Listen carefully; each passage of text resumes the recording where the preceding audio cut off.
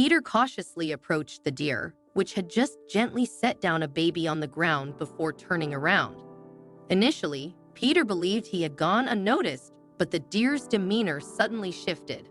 Alarm bells rang in Peter's mind as he froze, his heart pounding. Any wrong move now could prove fatal. Unexpectedly, instead of charging at Peter, the deer snatched up the baby and bolted away with astonishing speed. Peter tried to track its path but lost sight of them in the blink of an eye. Frantic and determined, Peter urgently relayed the incident to his fellow rangers, imploring them to mount a rescue mission for the baby. However, to his dismay, his colleagues dismissed his account as implausible and refused to take action. Undeterred, Peter persisted, adamant that he had witnessed the deer with a baby. Faced with skepticism from his peers, Peter made the bold decision to involve the police. Calling emergency services, he recounted the startling events to the dispatcher, who promptly dispatched officers to his location. The first responders arrived swiftly, taking Peter's report seriously and preparing for further reinforcements. In a surprising turn, Peter's boss summoned the officers into his office upon their arrival. Peter, bewildered and increasingly anxious, was left in the dark about the unfolding situation. More police units arrived, instructing Peter to remain where he was, their demeanor hinting at frustration. Confusion mounting, Peter confronted his boss, seeking answers, only to be told to wait for questioning. Minutes later, the officers returned, having seemingly calmed the forest in record time. Peter was interrogated intensely about the deer and the baby he had seen, his insistence met with skepticism and disbelief. As the police prepared to leave without any resolution, Peter's frustration boiled over. He was forbidden to leave the office, facing suspension from his ranger duties. Feeling betrayed and misunderstood, Peter grappled with the consequences of standing by his account, uncertain of where to turn next.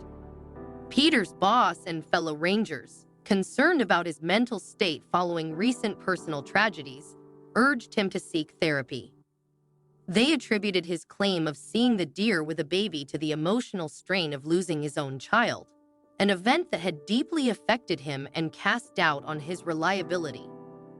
Despite their genuine concern, Peter remained resolute in his belief and determination to uncover the truth, even though he was barred from entering the forest where he had spotted the deer. Early the next morning, Peter prepared to defy the orders restricting him from the forest. Before setting out, he sought out his best friend Jacob, also a ranger. Jacob, aware of the controversy surrounding Peter's claims, initially hesitated to join him. However, moved by Peter's desperation and emotional breakdown, Jacob relented and agreed to accompany him, though he harbored doubts about the feasibility and safety of their mission. Upon reaching the area where Peter had seen the deer, Jacob spotted distinct black deer tracks, leading him to reluctantly acknowledge that Peter might indeed have encountered the deer. However, skepticism still clouded Jacob's mind regarding the existence of the baby. As they followed the tracks deeper into the forest, their nerves were suddenly jolted by a menacing roar nearby, freezing Jacob in his tracks. Peter, now convinced they were in the deer's territory, refused Jacob's plea to call for backup. Feeling betrayed by those who had dismissed him earlier, Peter stubbornly persisted in his quest for answers. Despite Jacob's increasing fear and insistence on safety protocols, Peter pressed on, determined to confront the mysterious deer firsthand. Their trek led them to a cave, an unmistakable sanctuary for the deer. Inside, Peter's heart raced as he caught sight of the deer in the distance, confirming his earlier sighting. The validation was bittersweet, overshadowed by the absence of any sign of the baby. Jacob, now fully convinced of the reality of the deer, grew even more apprehensive, urging Peter to return to the ranger's office for assistance. Peter, driven by a mix of frustration and stubborn resolve, ignored Jacob's pleas. Convinced that time was running out for the baby, Peter was unwilling to wait any longer for the bureaucracy of the ranger's office to act. With determination etched on his face, Peter prepared to venture deeper into the unknown, hoping to uncover the fate of the mysterious baby and prove his sanity to all who doubted him. Peter's heart pounded as he heard the unexpected sound emanating from the depths of the cave, the unmistakable cry of a baby. With a mix of relief and urgency, he watched as the deer, seemingly reacting to the sound, entered the cave and emerged moments later. The crying ceased, confirming Peter's belief that the baby was indeed inside. When the deer turned its attention towards Jacob, the situation intensified. Jacob, frozen in fear, didn't know how to react as the deer charged toward him at alarming speed.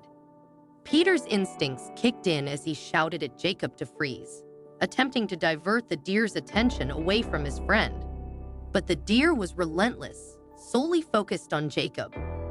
In a desperate bid to escape, Jacob sprinted away, the deer hot on his heels. The forest echoed with the sound of their pursuit until, tragically, Jacob stumbled and fell. In a frantic scramble, he managed to climb a nearby tree, seeking refuge from the relentless deer. Alone now, Peter seized the moment and cautiously made his way towards the cave entrance. With the deer occupied, he silently navigated the dark interior until he heard faint noises echoing from deeper within. Hastening his steps, he finally caught sight of the baby, seemingly unharmed amidst the eerie shadows of the cave. Time was of the essence. Peter's senses heightened as he heard the distant approach of the deer returning. Switching off his flashlight, Peter waited in tense silence as the deer patrolled the cave, searching for him. Cornered, Peter clutched the baby protectively, his mind racing for a way out. Unexpectedly, the deer's movements began to slow, its eyelids drooping as sedation took effect from the tranquilizer darts expertly aimed by the approaching rangers. A rush of relief flooded Peter as more rangers arrived, swiftly securing the area and safely extracting him and the baby from the cave. Jacob, having alerted the rangers in time, had ensured their timely rescue. But the mystery was far from solved. No missing baby report matched the child's description, leaving everyone perplexed about the baby's origins. With police assistance, they transported the baby to the nearest hospital for urgent evaluation. Exhausted but determined, Peter stayed close, refusing to let the child out of his sight. Medical professionals conducted thorough examinations, confirming the baby's health and collecting DNA samples for identification purposes. As hours passed with anxious anticipation, Peter awaited news from the lab, each moment weighing heavily on his fatigued mind. Finally, confirmation arrived. The baby was healthy, and the DNA results were in.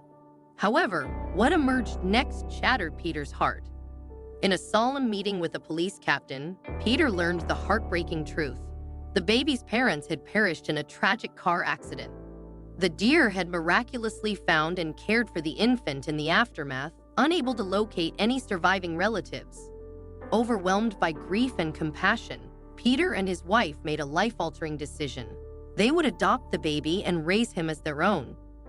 With unwavering love, Peter and his wife embraced their newfound role as parents.